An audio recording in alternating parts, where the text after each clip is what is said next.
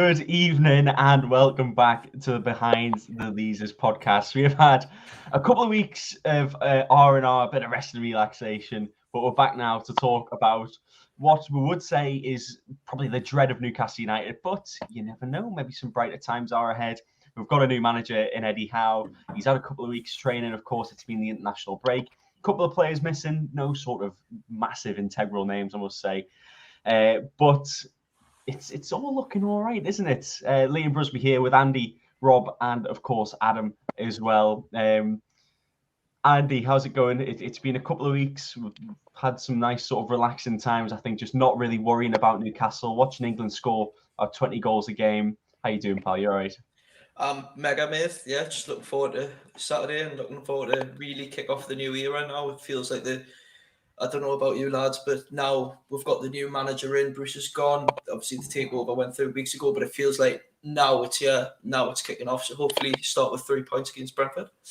Of course, yeah, we are going to talk about that Brentford game on Saturday. It's about 3 o'clock kickoff in it, so it's not on the telly or anything. But the last podcast that we did, we hadn't actually appointed Eddie Howe, so we'll sort of go quite in depth with that and just what the last couple of weeks has been like. We've got Robin as well. How are you doing, pal? Yes, I'm very well, mate. As you say, I've watched a bit of England, not a whole lot, just the highlights. To be honest, it doesn't interest us until we get to a tournament. But it's nice to see that we're winning. I would be very upset if we didn't beat the two teams that were played. But yeah, now just settling myself into what is the reality that is this Saturday. It's going to be a big game, like Andy says. I think it could be on par with the takeover game against Spurs. I think there will be a lot of people buzzing for this one, so I'm very excited. And Andy's signaling 5-0 there. Of course, that was the score prediction, I think, in the last podcast that we did. We've got Adam as well, who once again has been incredibly busy. And you've met the man himself a few times already. How's that experience been? Yeah, I just met him only the 3 times so far, but yeah, I mean, he is a really sound person. He's always stuck to the fans. He's quite genuine as a person, but yeah, I'm excited now. I know when he first got sort of announced Newcastle, I was really against the guy. I felt like that at that moment of time, we could have got someone better win. But now that he's in there, you see his training session. He's in at 7 o'clock in the morning. He leaves at 7 o'clock at night. So this man, I mean, he's clearly making the work. I mean, the players left about 3 o'clock on the Friday, and he's still waiting off 4 hours before he left. So, I mean, he must be getting some serious work done in there, which is great to see from manager. And I'm looking forward to see what he can do against Brentford. I think it's a huge game. And we should be winning regardless of who's in charge, I feel like. So, yeah, he's got a lot of pressure going for him, but I feel like he will be ready. Of course, we are live on Facebook and YouTube as well. So if you are watching, make sure to put your comments in. Good evening to everyone who is watching as well. Of course, though, Eddie Howe, new Newcastle manager. It's maybe not who we would have wanted a few weeks ago when we were linked with the names of, Unai Emery, Erik ten Hag, Zinedine Zidane of all people as well. But no, Eddie Howe, I think it's just a nice cushion that we're falling on. Of course, as we were going back down to earth. Andy, do you think it was the right appointment for the time? Good evening. Yeah, mate. I said it. I said it while we had Bruce, and I've said it a couple of weeks ago when Howe did get announced. We were crying for Howe when Bruce was here, so why should it be any different now? I'm personally really looking forward to watching us on Saturday. I think it'll be a total difference in the way we're playing. I don't think the 5 at the back will be happening, and I think we will play this positive attacking style of football, which the talent pool we currently have is what we need to be doing. So, yeah, I'm really excited to see what Howe can do. Of course, yeah, I think the City will be absolutely buzzing. War flags are back, of course. I think they've got a nice little display planned as well. Of course, they do their displays pre-game. Rob, will you be at the game on Saturday? And if so, what are you sort of expecting from the crowd and just around the city as well? Yes, I'll be there for it. I'm really looking forward to it. As I say, to be honest, most international breaks are great because you can just completely forget about Newcastle for 2 weeks because of how bad it normally is. This is the first international break in a long time where I'm actually wishing it would end because I can't wait to get there on Saturday. As I say, the takeover game against Spurs was fantastic. There was so much excitement beforehand, and then obviously it only lasted 12 minutes, and when we scored and then they scored 3 and we lost it, So I'm hoping for a very similar build-up, a very similar crowd experience and noise and reaction. But what I'm also hoping for is that you know, that fun will last a little bit longer than 10 minutes. Maybe we can make it to the end of the game with 3 points in the bag, and then hopefully you can enjoy it in the evening as well. So, yeah, hoping for the best. It'll be a good one. Since Eddie Howe has been appointed in the international break as well, it has given him, I think, a little bit more time to sort of gel with the team. He's done some really nice things. He's done like a nice bonding session. He went out for a meal with the team. He trained at St James's Park as well, quite surprisingly. I've not seen anyone do that since, you know, Pellegrini at Man City, you know. It's not very common, but it's quite interesting, isn't it? Yeah, absolutely. I think it's a good idea as well, because what he wants to do is basically for these players to visualize what he wants them to be doing on Saturday. So, and that's the big thing with Eddie Howe that I'm really happy to see so far. Is again, it's in a way, you know, Eddie Howe has been away from football from a little bit. You know, he wants to come back to the Premier League, and I know he had 4 fantastic seasons in the Premier League with Bournemouth, but ultimately he was relegated at the end of that spell. And I think a lot of neutrals away from Eddie Howe just remember him as, yeah, but didn't he get them relegated in the end? So I almost like the fact that I think Eddie Howe does have that little chip on his shoulder. And in a way, I think he needs the job possibly as much as we need him. And if he can come in here and show the world what he can do, which I think is really important for us, we need someone who's going to really put the hours in and make it work. And doing things like that, changing it up, different tactics, training at the Premier, training at the stadium. I think it's all part of that. And with Eddie Howe, I think he had jobs on the table that he could have gone to. I think Celtic was the sort of widely reported one. I'll come to you next, Adam. We've seen the training sessions, or you have personally seen the training sessions when you've been at the training ground.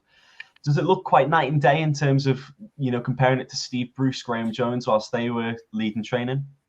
Well, they don't need to say the training session is no difference. Last international break, the Manchester United international break, we trained 4 times in 2 weeks, and the manager went on holiday halfway during the week. I mean, and then compared to now, we trained 6 days in the first week or something. I mean, and the difference as well is the players were going at 9 o'clock and they'd be out by about 1 o'clock, including the manager, whereas this time, the manager's in at 7 o'clock and he's out at 7 o'clock. I mean, the difference is night and day. More days and the training sessions are longer as well. I mean, it's again, what can I say? I mean, it's just obvious it's going to be a difference. In terms of training sessions themselves, I watched them.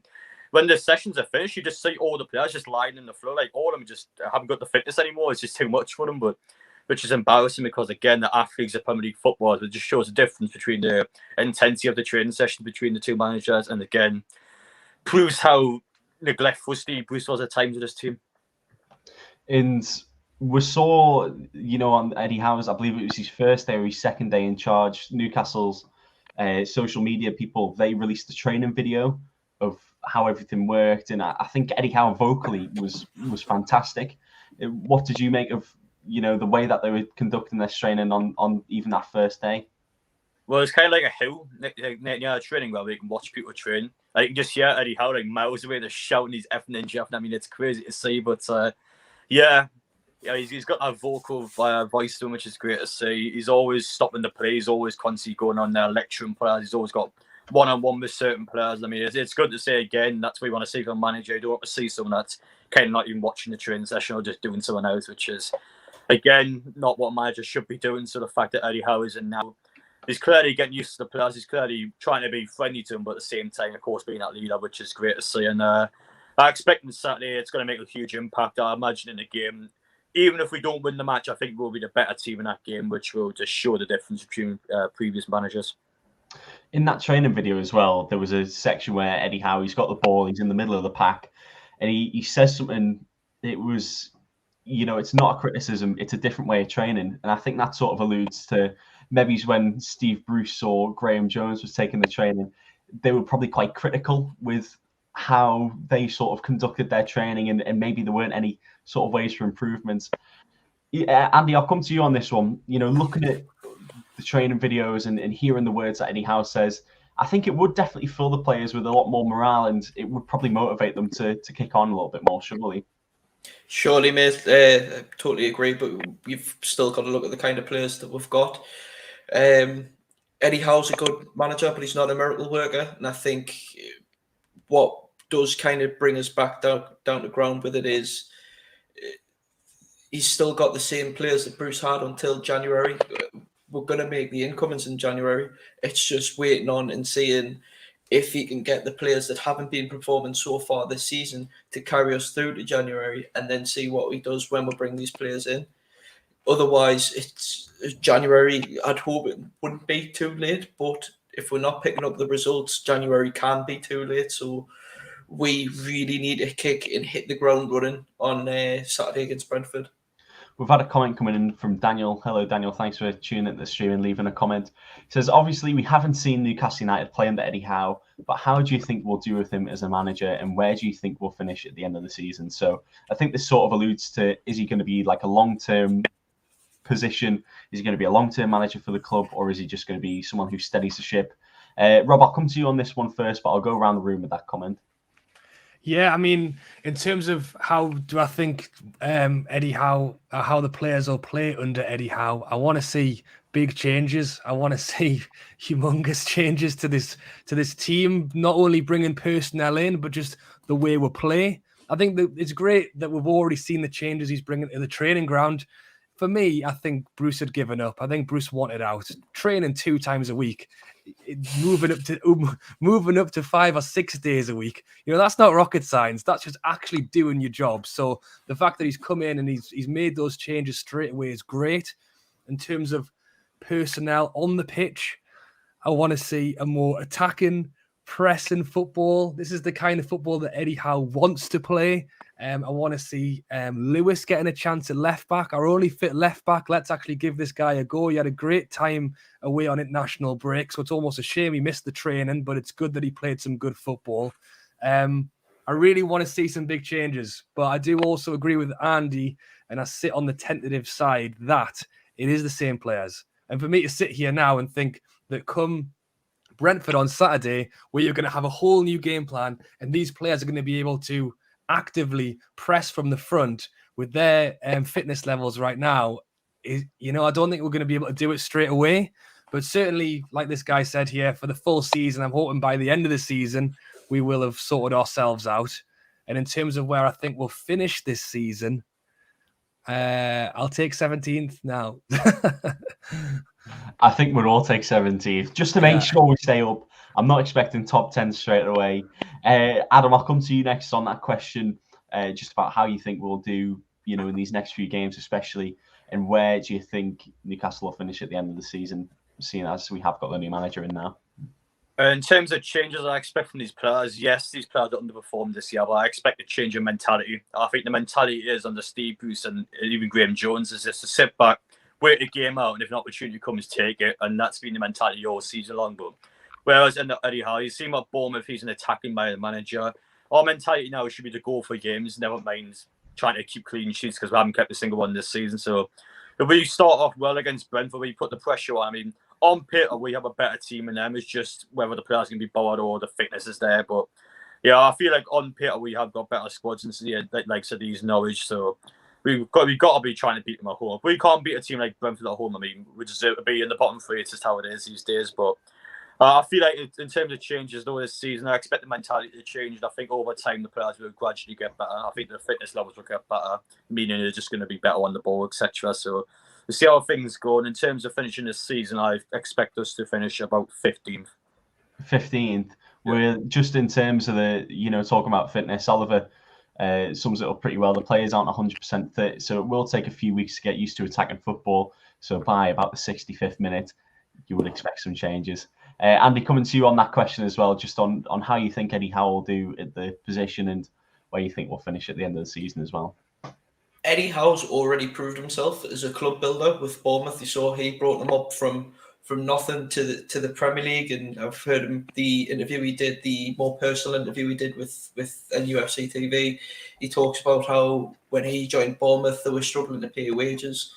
I'm excited to now see Eddie Howe take a club from, we're already at the Premier League level, but let's see where he can take us. That's what I'm looking forward to. As in terms of this season, it really depends who comes in January and what kind of quality they are, and if they can hit the ground running straight away in this team. Anywhere above, obviously the bottom 3 I'll be happy with, but I'm going to say around the 15th, 14th mark, I think, is where we'll probably end up.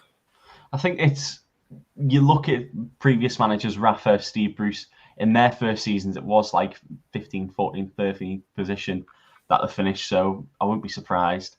Of course, with Eddie Howe, there is a new backroom team. He's brought in Jason Tindall, as well as Stephen Purchase and Simon Weatherstone, as well as Dan Hodges, who was a sports scientist with them at Bournemouth as well. He's kept Graham Jones on too, so obviously they have worked together whilst they were at Bournemouth. It's good, I think, to see that, a manager's sticking with his roots. He's sticking with the coaches and the people that he's been with for quite a while at Bournemouth, especially. Rob, I'll come to you on this one. Do you think it's quite good that he's brought these people in, like Sir Jason Tindall?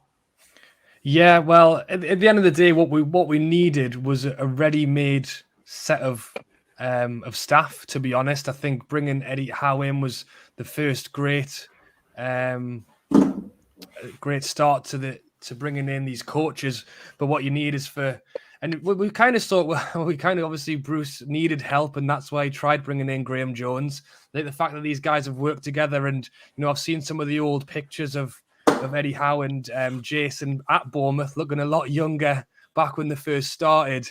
And having the same shared experience through all that time, he's going to be able to rely on these guys. It's a good thing. It's a normal thing these days that managers do tend to stick with the same people through a lot of their careers. I think it's interesting to see what happens with Graham Jones as well. I don't know whether I was surprised or not that he stayed on. Part of me wanted him to stay at first, and then part of me thought maybe it would be better if we had a complete fresh start. I think the fact that Eddie Howe has decided to keep him on shows that he shows a bit of faith in him as well. And as you say, there is a link through the staff and Graham Jones too. So hopefully it can all be a good fit. Have my mic on mute. Adam, coming to you next. Of course, we recognise Jason Tindall from Bournemouth, but do you think he'd be a good fit as the assistant? And of course, Graham Jones second in hand as well for Eddie Howe. Well, in terms of Jason Tindall and Graham Jones, they both act as number twos now. So you got Howe as the top, and then there's two number twos now, which I don't know how that's going to work in the training ground with two different people.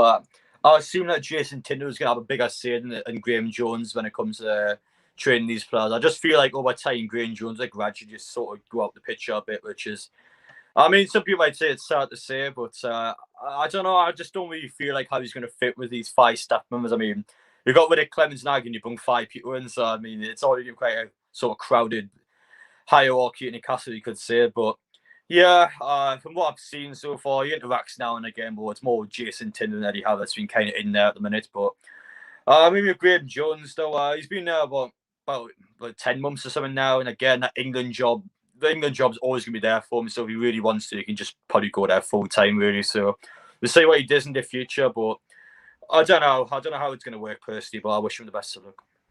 Of course, yeah. I think we all want to see Graham Jones do well. He's a local lad. And I think it is nice that he's staying just because he has obviously worked with Eddie Howe, Jason Tindall likes of them. I think we need to look towards January as well. We had a little comment come in before asking who we think our first signer for January would be. Andy, I'll come to you first on who do you reckon we could bring in first in January? I mean, the rumours have been everywhere, haven't they? It's just baffling to see the players we're being linked with. I mean, would be in dreamland if we land someone like Niklas Süle from Bayern Munich, who we've been heavily linked with. Our main problem going into January is where we'll sit in the league, because if we're out of the relegation zone and we're looking like we can stay up, that's going to be a lot more attractive to players. If we're in that relegation zone and we're going after the big money players, the ones that are going to want to come are the ones that are going to want a high wage packet, and they're not going to give you 100% for the club. So that being said, I'd love to see the likes of James Tarkowski from Burnley come in, solid centre half, and we desperately need a good centre half. Jesse Lingard out of contract at the end of this season. From reports I've seen, around 12 million is an absolute steal. We should be all over that, bringing him in. And just anyone that's going to solidify this team. I think as a front three, maybe a right winger. We're not so strong on the right wing. We've got Maximin on the left, but then if we play a right winger, it tends to be Miggy, who's meant to be a number 10.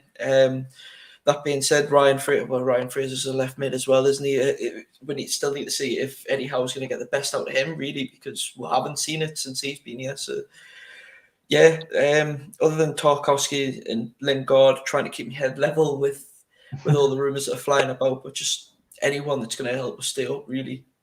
Definitely, I think it is all about stability this transfer window, but I think it would still be nice to just see maybe a bit of an unrealistic player come in, just splash a few quid for his wages and maybe chuck 50 million at them. It would be a club record. It would be a big, big risk, but why not? We are the richest club in the world. Well, outgoings are going to be important too, as well. Definitely. Do you think there'll be a few outgoings? Hopefully. I would hope so. I think we all know who I'd love to see out the likes of Shelby. I'd happily drive him. I haven't got a car, but I'd happily drive him to wherever, whoever fancies taking him, and Hendrick. But I think there's a couple need shipped off now. The job's done at Newcastle, and they're not giving us anything. So why should we give them anything? You know what I mean? So just need to start flogging people off. Of course, and the thing is as well, we've got £200 million to spend, and that's because of, fair play to Mike Ashley, I guess, but it's because of the lack of spending that he did that we're actually out to spend a little bit more now. So we're not really asked about how much we're selling these players for now. So, packet of crisps, and like you said, Andy, you can drive them. Rob, we'll come to you next, pal. First couple of signings for January. Who do you reckon? Like Andy said, I actually did a video myself yesterday about this and basically let people tell me who they thought would sign. And honestly, I wouldn't have got the list on both arms, never mind one arm. The amount of people we've been linked with over the last month is just been out of this world. I think it's the same names that are coming up, and I think there's reasons for that. I think Tarkowski, we're desperate for players at the back. I think Ake was one that got linked a lot more recently, and I think that's because of the fact that he's got the link with Eddie Howe. But again, for me, and again, repeating what Andy said, if we can get to January, if Eddie Howe can seriously turn this team round over November, see what we can do in December with much tougher fixtures, and be sat in 15th place going into January, we've technically proven at that point that we can stay up, regardless of if we spend, because that's what you want the January to be an addition, not a save. I don't want to be in the bottom three going, oh dear. Especially with what is being called the protest against Newcastle. Sell it to anyone but Newcastle is supposedly the stance of the other Premier League teams. I can't see it happening. It's like, you look at Tarkowski at Burnley. Are they going to want to sell their best defender to another relegation rival? Probably not. But when he's got 6 months left on his contract and we offer 12 million, they're going to say yes to it. So I can see what people are saying. But again, we will have much better bartering position if we aren't bottom of the league come the January window. So, Tarkowski, Lingard, Ake, just same names, positions that need desperate help. It's a bit like Hull. I remember Hull signing about 20 players in that January transfer window, just out of sheer desperation. It was rubbish, like Lazar Markovic, people like that. I suppose they even got Ryan Babel at one point as well. You just compared us to Hull. No, I'm not comparing our possible business to Hull. Steve Bruce, former manager of Hull as well, so you've got Adam, coming to you next, mate. You're sitting forward in anticipation here. Oh, you just lean back. But who do you reckon we could sign at first, especially in this next transfer window? Well, I have actually also made a video on this topic. I feel like Newcastle should try and get Van de Beek straight away. I don't know how realistic it is, but he is a top level player that's lacking game time and needs an identity, really. So I feel like if he's willing to sort of drop down the levels for Manchester United, I feel like he could go to Newcastle. In terms of our players, there were trying to think. In terms of midfielders, I stuck quite a few of them down, but again, the likes of Lingard, the ones we've already heard loads about, we should be trying to get these sort of players in. But like Andy and Rob already said, though, if we're in the bottom three come Christmas time, it's not going to be a highly attractable place for these players to come over. But and in terms of that Premier League stance as well, I also don't believe. Imagine like a team like Norwich gets relegated. They obviously want to sell the players to get some money in. So I don't believe for 1 second that they're not going to say yes, Newcastle have got all this money. So yeah, I personally don't agree with that. But In terms of signs, I mean, anyone that improves our teams, that's pretty much any football player out there at the minute. So, yeah, we'll see. We've got to get rid of players straight up because our squad is full at the minute. Like some Mark Gillespie, I feel like have to go. So, we'll see who ends up coming into the club. But I think it will be a very busy transfer window. Literally anyone who can kick a football, basically. Yeah. Fair play. We've just had this comment in from Oliver, just in regards to sporting directors. So there was a lad, Michael Emiliano, I think that's his name, Elamano, I think, something like that. But he was a director at Chelsea, and he brought in quite a few young players, like Salah, De Bruyne, Juan Mata as well. I'm not entirely sure what the update is on that, but Oliver's saying that we need to get a sporting director in by the end of this week. We can find better players from abroad. Let's not think it's an internal league. There are better players in Europe. Let's not forget we are rich. Andy, I'll come to you on that. Do you agree with what he's saying? Yeah, I also have to say 10 out of 10 for the Juan pronunciation there, Liam. Yeah, we do. I mean, look who our director's been for the last God knows how long. It's been that bloody bald head idiot Charlie. So yeah, we do need someone that can bring in players, and the big thing we need is the attraction. Like we said, that's the main thing. Going into January, being in a good position. Look, I think if we get 9 points out the next 5 games, that's a win against Brentford, Burnley, and Norwich. I think we're looking good and we start moving up. But I think what we also need to do is, in looking January, if we're looking like we're going to stay up, definitely start looking at getting players on the pre-contracts, like start making the big boy moves early. Like, I'm dreaming, but it's been rumoured the Ousmane Dembele one would be an absolute world the other side, especially on a free, you know what I mean? If Barca can't tie him down. And I think I've seen rumours that he's not too happy with Xavi, but imagine him and Maxi on the wings, it'd be insane. I said I wasn't going to get carried away. I'm getting carried away. But in short, yes, we need a sporting director. It's something we desperately need, and yeah. It's a bit like if Ben Arthur played with St Maximin, isn't it? Don't It's got that in your head now, haven't I? Yeah, I have. Yeah. Just moving on as well. This was something that I think a lot of Newcastle fans were quite happy with.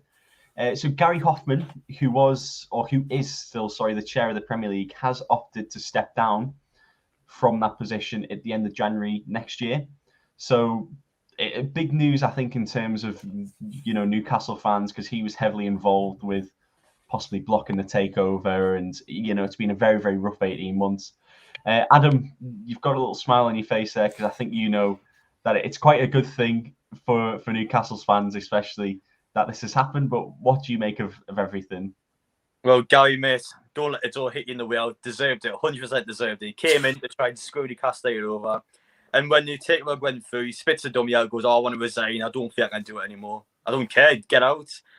Best luck on your future endeavours. But, yeah, I mean, people can come out and say what they want about this football club, but I don't care. We have this takeover now, and we're going to be on the up. So, in terms of these Premier League chairmen or directors or whatever it may be, I mean, if you're here to try and mess with us, it's not going to happen. It's that simple. And in terms of Gary Hoffman, I mean, shouldn't have been there in the first place, and he's eventually had the decency to walk away. Exactly. The takeover's gone through now, so what else can they really do about it? I know they've gone for that anything except Newcastle move, but it's all a bit silly at the end of the day. Right, we'll move on to talk about the Brentford game now. So very, very important in this game. Brentford in terrible form. I believe they've lost their last 5 games in a row. Rob, I'll come to you first. What changes would you like to see in terms of the starting lineup for this game? Again, I mean, if we could do a hashtag, it would be hashtag all the changes, hashtag big changes for me. It's honestly, I want to see a completely different, and I think it was Adam touched on it earlier, or Randy, not even just the tactical side of things, but just the actual, the focus of the players actually going out there to win a game. I believe Callum Wilson did a little interview this week where he kind of said things are changing. They would go out onto the pitch, and he pretty much admitted they would just stand and defend. He's said that publicly. So even he's saying, what we were doing was just so far off where we should be. So I'd love to see us. And as he said there, Bournemouth are not in good form. They've given Norwich their first win. They've given Burnley their first win. Surely Newcastle are on the list for getting our first win as well. So I definitely think we need to go out and attack. I want to see 4 at the back. I want to see 2 up front, or at least 1 with 1 behind. And I want to see us go out on the front foot, put some pressure on, and actually try and win a game.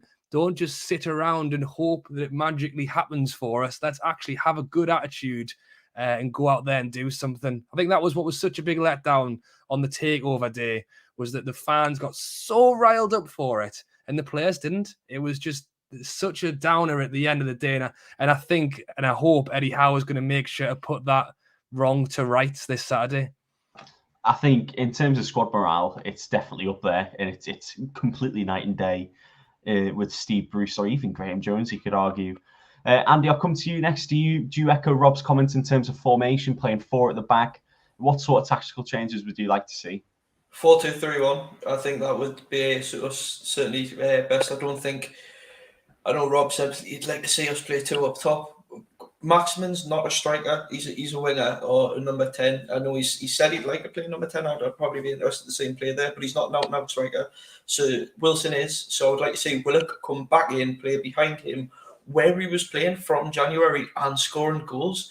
I've said, obviously, Dubravka. I want to see Dubravka back in net. We mentioned before, Jamal Lewis. He's turned up for Northern Ireland in the international break. So why is he not playing? He's obviously got more pace than Richie and can keep up with the game better than Richie. Look, I like Richie, but the Premier League's getting away from him a bit now.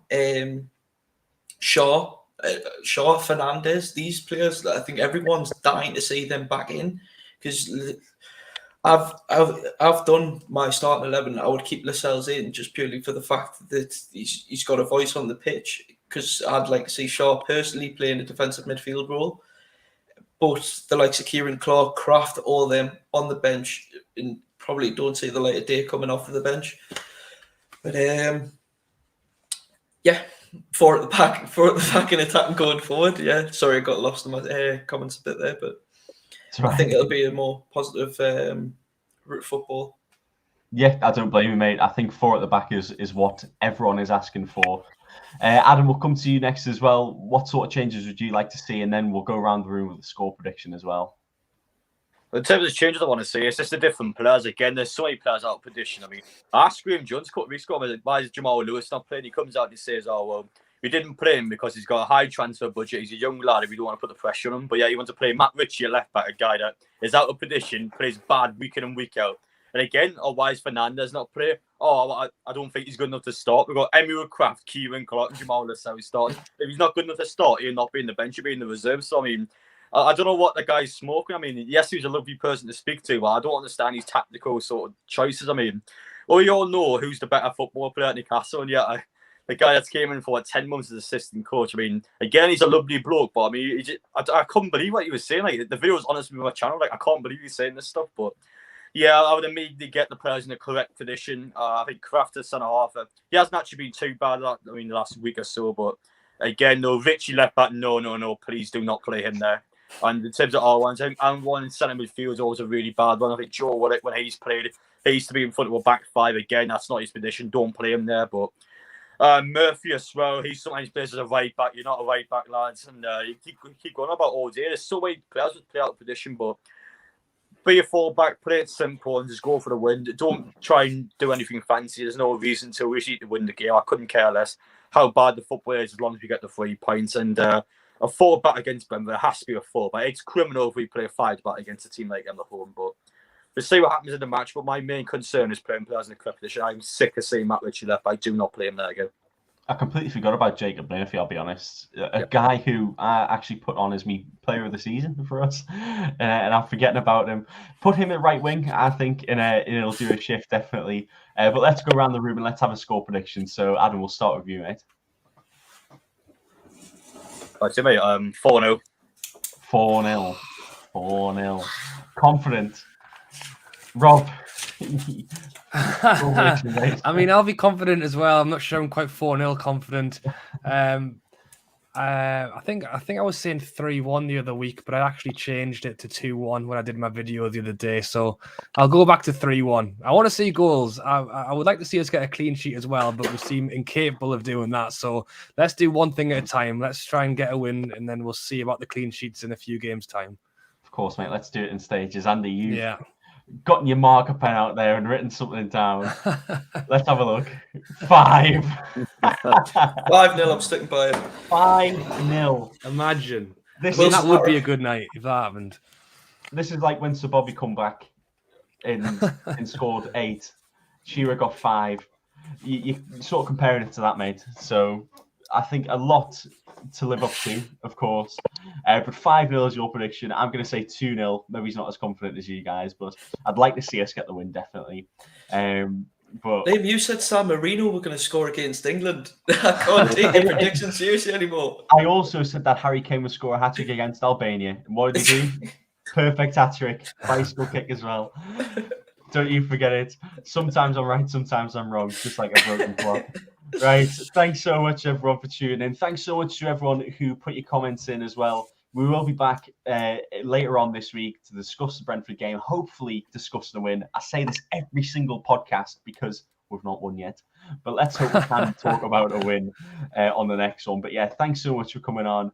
Thanks so much to Andy, Rob, and Adam for coming on as well. It's been an absolute pleasure, gents. See you next time. Bye-bye.